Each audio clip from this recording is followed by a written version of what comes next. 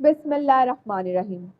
अगर एक मर्द शादी से पहले अपनी होने वाली बीवी से उसका माजी पूछे तो वो इंतहाई कम ज़र्फ इंसान है, और अगर वो निकाह के बाद पहली रात ही अपनी बीवी से उसका माजी जानने की कोशिश करे तो फिर भी वो एक कम ज़र्फ इंसान ही कहलाएगा।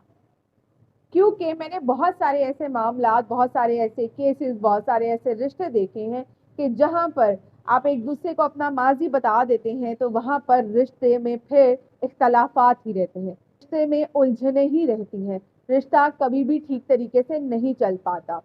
निकाह के बाद वो आपकी बीवी है, निकाह से पहले उसने जो कुछ भी किया, आपकी बीवी ने, वो पहले एक औरत थी, अपने माँ बाप की बेटी थी, उसने जो कुछ भी किया अच्छा या बुरा वो उसके माँ बाप के जिम्मे है। लेकिन अब निकाह हो चुका है तो वो आपकी बीवी है। आप माजी पर ध्यान देने की बजाय अपने मुस्तकबिल पर ध्यान दें।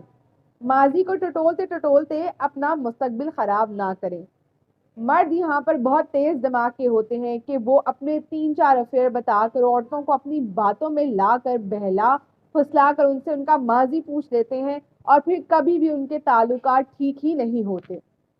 इसलिए ख़वातीन को भी चाहिए कि वो अक्लमंदी का मुजाहिरा करें, समझदारी से काम लें, और कभी भी अपनी शादी से पहले वाली ज़िंदगी का जिक्र, अपने माजी का जिक्र अपने शौहर से ना करें, ताकि वो अपना घर बचा सकें, अपना घर बेहतरीन तरीके से चला सकें, अपने जो मुस्तकबिल के रिश्ते हैं उनको बेहतरीन तरीके से चला सकें।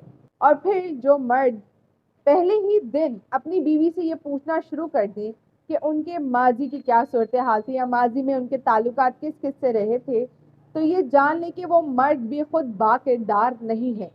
क्योंकि अगर वो बाकिरदार होता तो उसे इस चीज़ की परवाह ही ना होती। उसके दिल में ये यकीन होता कि अल्लाह ने उसके लिए किसी शख्स का इंतखाब किया है, किसी चीज़ का इंतखाब किया है, तो वो बेहतरीन ही होगा। क्योंकि उसे डर ही नहीं होता, क्योंकि वो खुद भी माजी में नेक नियति वाला इंसान रहा होता है, उसका किरदार बहुत मजबूत रहा होता है।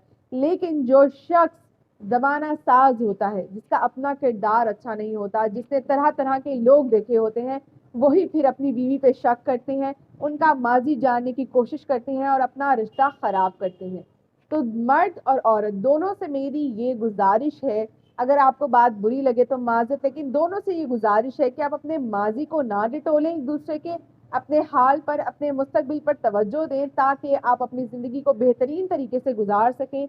अल्लाह पाक ने जो नया रिश्ता आप लोगों के लिए बनाया है उसको मुकम्मल तरीके से, खुश दिली के साथ, खुश इखलाकी के साथ, पूरे दिल के साथ अल्लाह की रज़ा समझ के निभाने की कोशिश करेंगे तो अल्लाह पाक भी इसमें बरकत डालेगा। जज़ाकल्लाह।